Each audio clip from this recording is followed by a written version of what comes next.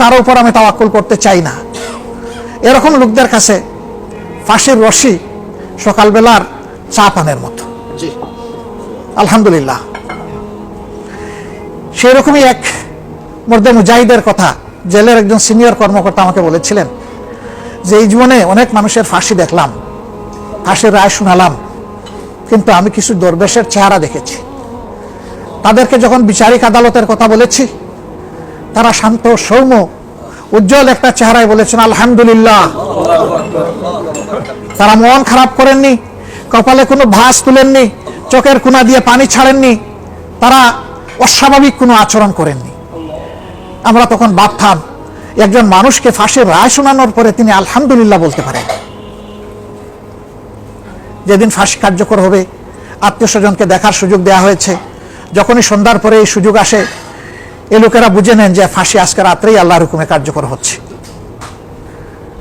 তাদের সাথে সময় কাটানোর পরে তারা এসেছেন, কান্নাকাটি করছেন, কিন্তু ইনাদের কোনো কান্নাকাটি নাই, আফসোস নাই। সবাইকে হাত বুলাই দিচ্ছেন, মায়ার পরশে সান্ত্বনা দিচ্ছেন, সবর এখতিয়ার করার জন্য নাসিহা করছেন। বিদায়বেলা বলছেন তোমরা মন ভাঙ্গা হইও না, সেদিন সব কিছু আমরা ভুলে যাব, যেদিন জান্নাতের সিঁড়িতে মওলা আমাদেরকে মিলিত করে দেবে। যখন 8 জন, সামনে 2, ডানে বায়ে 2 2 4 আর পিছনে 2, এই মিলে 8 জন যখন নিয়ে যাওয়ার জন্য প্রস্তুত হয়, তখন আল্লাহর এক মর্দে মুজাহিদ বলতেছেন যে আমি কি নিজে যেতে পারবো না? বলে হ্যাঁ পারবেন, কিন্তু জেল কোড মানে না এটা। জেল কোড বলে যে 8 জন আপনাকে ধরে নিয়ে যাবে। তিনি বললেন আমার উপর অনেক জুলুম হয়েছে, আমি মনক্ষুণ্ণ নই, কারণ আমি জানি আমার আল্লাহ আমাকে জানিয়ে দিয়েছেন ওমা নাকামু মিনহুম ইল্লা আইয়ুমিনু বিল্লাহিল আজিজিল হাকিম। আমি তো প্রস্তুত। আমাকে যদি তোমরা ধরে নাও ভাই, তাহলে মনে হবে আমি যেন রাজি ছিলাম না, আমাকে জোর করে নিয়ে যাচ্ছ।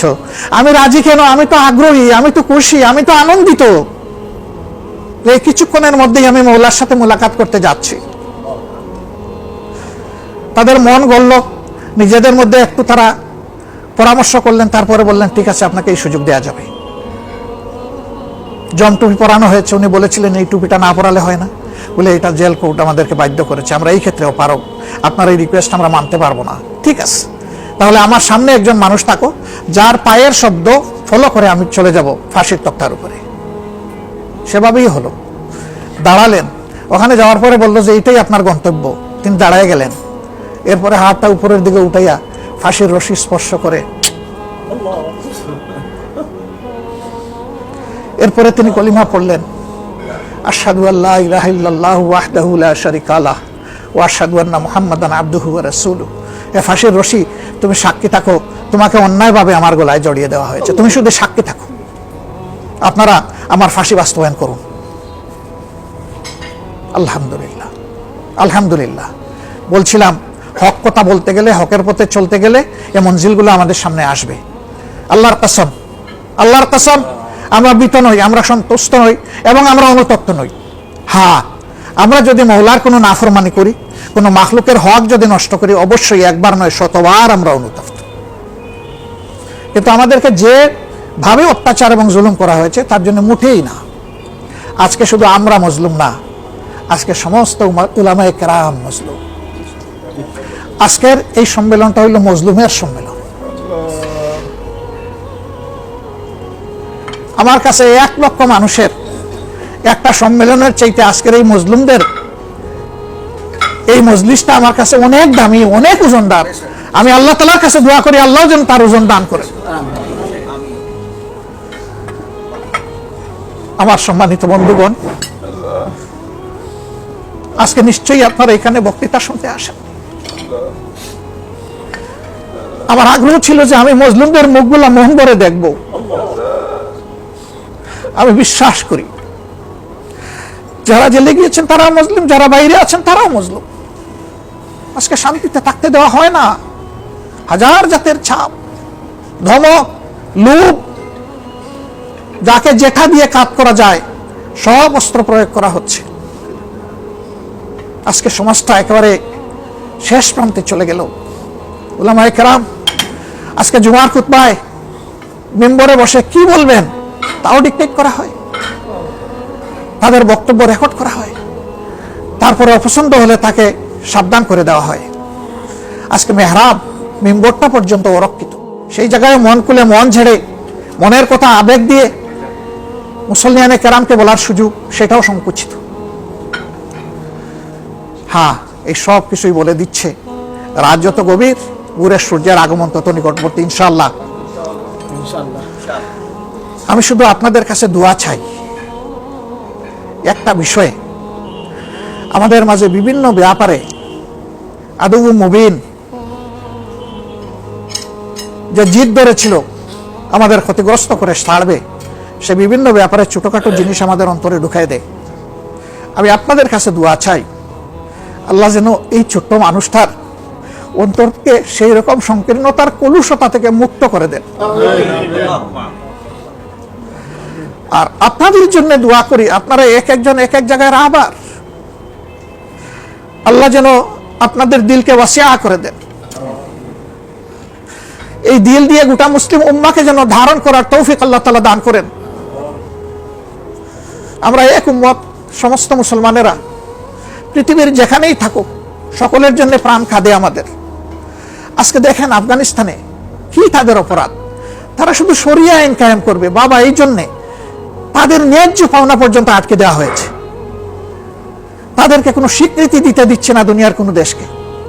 আর মুসলিম দেশের শাসকগুলা এত মাজাবাঙ্গা, এত দুর্বল, এত ব্যক্তিত্বহীন যে আজকে ওদের ভয়ে ততষ্ট হয়ে তাদের ভাইদের পাশে এসে দাঁড়ানোর সাহস করে না। হ্যাঁ, দুনিয়ার সকল লাইফ লাইন কাট হয়ে যেতে পারে, কিন্তু আল্লাহর সাথে ওই প্রেমের সম্পর্ক, ওই রুহানিয়তের সম্পর্ক কাট করার শক্তি কারোই নেই। মহান মাবুদকে চোখের পানি দিয়ে বলবো, আল্লাহ তারা যদি হকের উপরে দিনের উপরে থাকে তবে তুমি তাদের জন্য যথেষ্ট, এবং আমাদের জন্য আল্লাহ তুমি যথেষ্ট। হাসবুনা ইয়া আল্লাহ, তুমি থাকলে আমাদের আর কিছুর দরকার নেই। আমরা আপনাদের সামনে দাঁড়িয়ে আমি কথাগুলো বলছি, এগুলা মূলত আপনাদের কাছ থেকেই শোনার আমার আগ্রহ ছিল।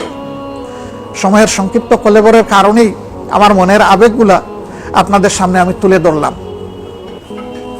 আসুন আসুন আমরা নিজের জায়গা থেকে সবাই সর্বোচ্চটা করি, শুধু আল্লাহকে ভয় করে, শুধু আল্লাহর প্রেমে। তাহলেই বাংলাদেশ ইনশাআল্লাহ কোরআনের জন্য আবাদ হবে। আগাছা পরগাছা যা আছে সব পরিষ্কার হয়ে যাবে ইনশাআল্লাহ। খড়কুটা ইনশাআল্লাহ তাআলা আজিম ইমানের স্রোতে ভেসে যাবে, এগুলা থাকবে না ইনশাআল্লাহ। এবং আমি ছোট্ট মানুষ, আল্লাহর দেওয়া ছোট দুটি চোখ দিয়েই আমি সেটাই দেখছি আলহামদুলিল্লাহ। আমার মন বলছে তোমরা মন ভাঙ্গা হয়েও না, তোমরা ধৈর্য হারাইও না, তোমরা ভয় পেও না। আল্লাহ যে কথাটা বলেছেন, ওয়ালা তাহিনু ওয়ালা তাহজানু ওয়া আনতুমুল আ'লাউনা ইন কুনতুম মুমিনিন। আল্লাহ যেন আমাদেরকে সেই মুমিন হওয়ার তৌফিক দান করেন, সেই মানের দাওয়াতটা যেন আমরা সর্বত্র মন খুলে দিতে পারি।